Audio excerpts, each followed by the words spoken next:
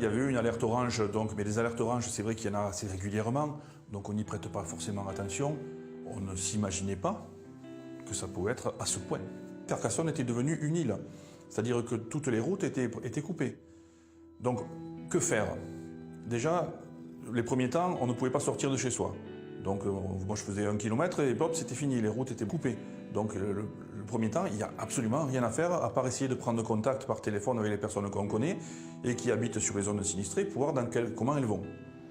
On s'est rendu vite compte de l'ampleur quand même du désastre et on savait très bien que notre délégation n'était pas armée pour faire face à cette situation. Un village, 2 villages, 3, on peut faire face.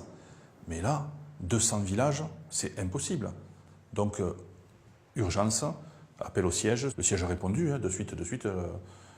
L'équipe urgence s'est mise en place assez rapidement et ils sont là depuis maintenant plus de 2 mois. Il y a eu la cellule de crise qui s'est mise en place et puis après il y a eu les équipes qui sont parties faire de la primo-évaluation. Dès octobre, il a fallu tout aménager pour le dispositif, donc trouver les bénévoles pour pouvoir démarrer. Bienvenue, bienvenue à vous dans la délégation Aude-Roussillon. Je vais vous faire, On commence par une primo-évaluation pour voir ce qu'il y a de visites à faire, de familles. La délégation fait appel au service urgence national parce que justement, il n'y a pas assez de bénévoles locaux. On peut dire que les gens se sont mobilisés.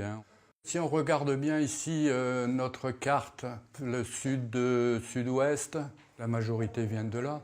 Mais il ne faut pas oublier nos gens du nord, de l'est, de Bretagne. Le bénévole est pris en charge à partir du moment où il rentre, où il arrive ici sur Carcassonne, jusqu'à son départ en fin de semaine. Donc nous prenons en charge son hébergement et sa nourriture. C'est vrai que des fois c'est un peu comme là.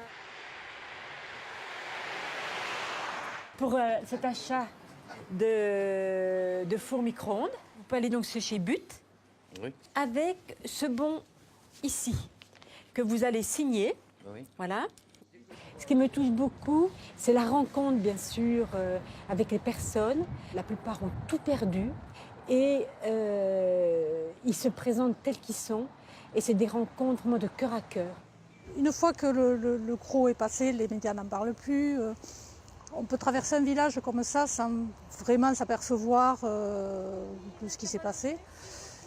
Et c'est vrai que c'est quand on rentre dans les maisons et du coup qu'on voit d'une part plus les dégâts, mais les personnes sont quand même contentes de nous voir, nous remercient d'être passées et se livrent quand même malgré tout un peu.